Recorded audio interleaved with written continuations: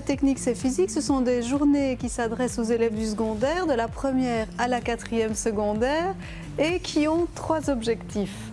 Le premier objectif, c'est que les élèves puissent découvrir des principes de sciences, des principes de maths qui font partie de leur cours, mais au départ d'un objet technique. Le deuxième objectif, c'est de se rendre compte que la technique et tous les objets techniques sont impliqués dans des tas de domaines de notre vie quotidienne, de la société, et que donc ça touche à des domaines comme la santé, des domaines que les élèves n'avaient peut-être pas imaginés au départ, pour éventuellement, en troisième objectif, susciter, pourquoi pas, des vocations chez ces élèves par rapport à un métier futur.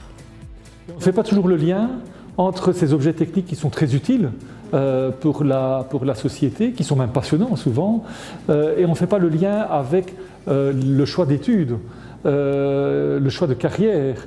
Or, on sait qu'il y a des pénuries dans ces métiers-là, et le monde de l'enseignement aussi vit des sections technologiques qui sont souvent sous-peuplées, pas suffisamment d'inscriptions, et donc faire ce lien entre notre quotidien et les objets de la technique et ces études et les carrières nous paraissait effectivement une idée tout à fait originale.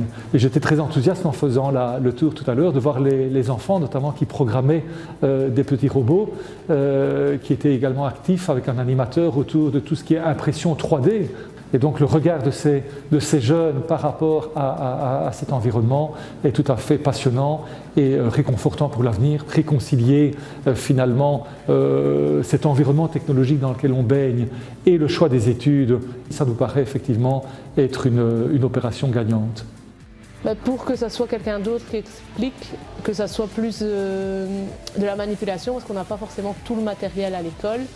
Et justement, ils sont parfois mélangés avec d'autres classes, d'autres groupes, ils peuvent choisir. Et puis, bon, c'est des plus grands laboratoires, on va à l'extérieur, on se balade entre 2 animations. Ça change de l'établissement scolaire. Ça peut les aider dans l'épreuve du CE1D qui est en fin d'année de 2e. L'électromagnétisme, on ne le voyait pas, mais ça peut être demandé comme une épreuve externe. Et d'expliquer à l'aide de documents, mais comme ils l'ont vu au PASS, ils savent un peu de quoi ça parle sans simplement utiliser les documents. Je trouve ça plus ou moins facile de faire de l'électricité, quoi.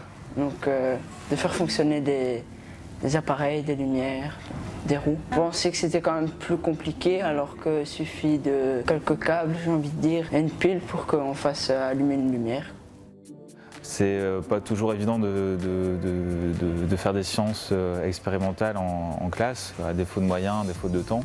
Donc là, ils ont quelque chose de concret, donc ils peuvent expérimenter avec leurs mains et voilà, s'étonner aussi, hein, c'est fait aussi pour ça, susciter la curiosité et ensuite comprendre aussi ce qu'il se passe devant leurs yeux. Un moment spectacle parce que aussi, voilà, il y a des gens qui sont plus sensibilisés par d'autres modes de médiation et on trouvait important qu'il y ait aussi ce moment un peu différent, un peu surprenant où une pièce de théâtre va être jouée avec parmi les comédiens un robot.